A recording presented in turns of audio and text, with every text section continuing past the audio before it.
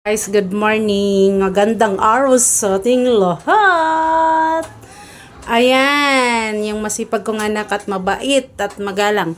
Ayan, gagawa po siya ng nag-electric wire po siya. Bali, yung mga switch, pag-isahin na po niya. Tapos pinatay niyo muna yung pinakamin. Ayan, yung ginagawa niya. Oh. Marunong po siya. Para sa magtatanong kung ilang taon na siya, 20 lang siya. Ayan, kung gusto niyong magpa-wiring, mag-PM lang po kayo sa akin. Ayan guys, ang ginagawa niya. Oh. Tinanggal niyo muna yung kisame sa taas.